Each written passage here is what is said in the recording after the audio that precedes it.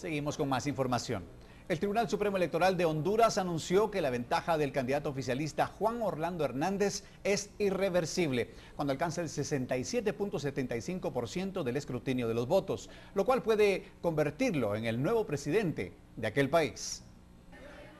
Los últimos datos actualizados indican que Hernández, aspirante a la presidencia por el Partido Nacional, obtuvo un 34.8% de los sufragios, mientras que la candidata del Partido Libertad y Refundación de Honduras, la opositora Xiomara Castro, se sitúa con un 28.92%.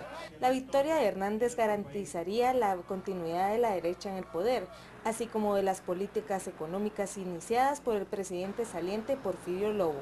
De la misma forma, durante la campaña, Hernández prometió trabajar para controlar la violencia de los cárteles de droga que operan en el país y que convirtió a Honduras en el país con la tasa de homicidios más alta del mundo.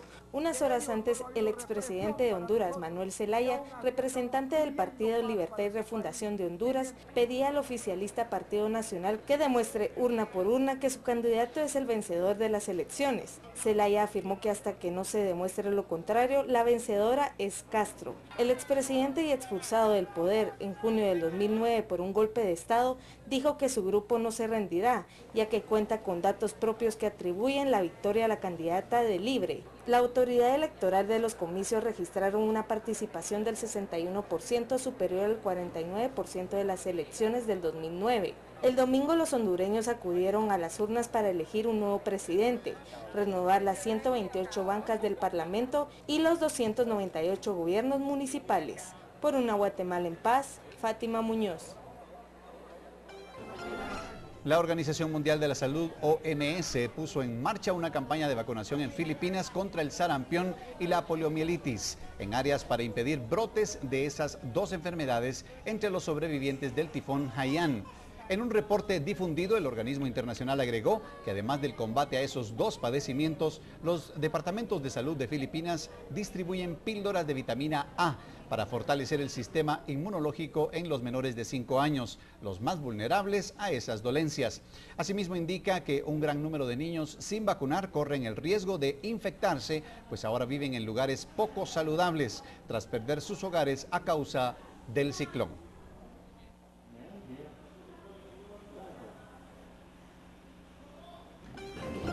La Coalición Nacional Siria, entidad que respalda y coordina a los grupos armados en el país árabe, intentan boicotear la segunda conferencia internacional de paz sobre Siria prevista para el próximo 22 de enero en Ginebra, Suiza, alegando que no asistirán por falta de preparación. Asimismo, indicaron que si la fecha de la reunión es antes de marzo del próximo año, no están dispuestos a participar en la negociación. Otras de las demandas de los grupos opositores al gobierno sirio son aclarar el futuro del presidente sirio Bashar al-Assad y su rol en el futuro político sirio.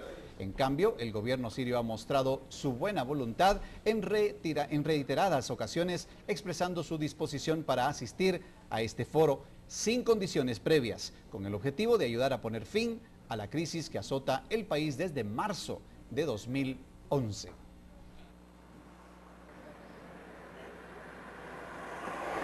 Las autoridades de Indonesia informaron de la evacuación de cerca de 18.000 residentes en un radio de 5 kilómetros alrededor del volcán Sinabung en la isla de Sumatra, tras registrar numerosas erupciones desde el pasado fin de semana.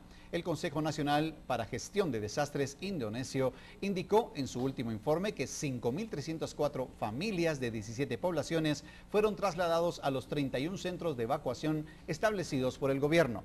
Indonesia se asienta sobre el llamado Anillo de Fuego del Pacífico, un área de gran actividad sísmica y volcánica que alberga más de 400 volcanes, de los que al menos 129 continúan activos y 65 están calificados como peligrosos.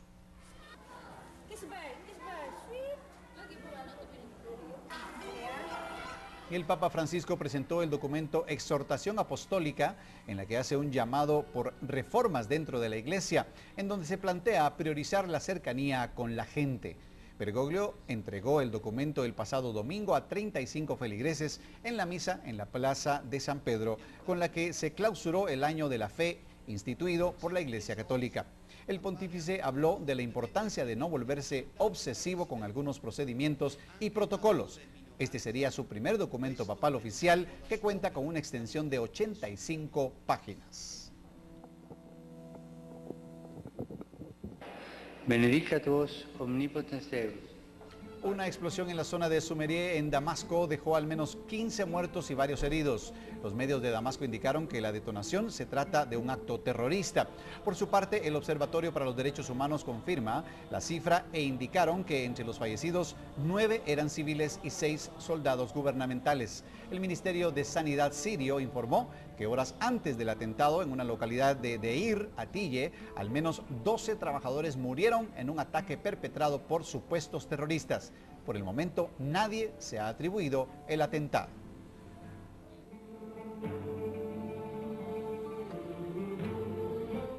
Y un entrenador de tigres en el zoológico Australia Zoo en Queensland fue trasladado a un hospital de la zona con heridas de gravedad luego de ser atacado por un tigre.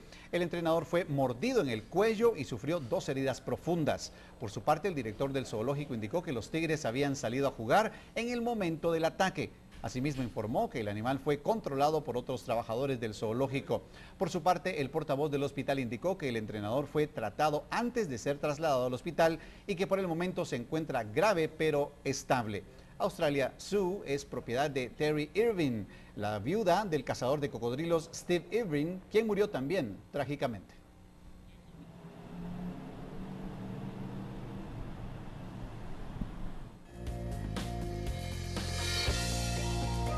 Pausa publicitaria, pero volvemos con toda la información del interior del país, donde grietas le están robando sus casas a algunos habitantes. Así que toda la información al volver aquí a su noticiero Guatevisión.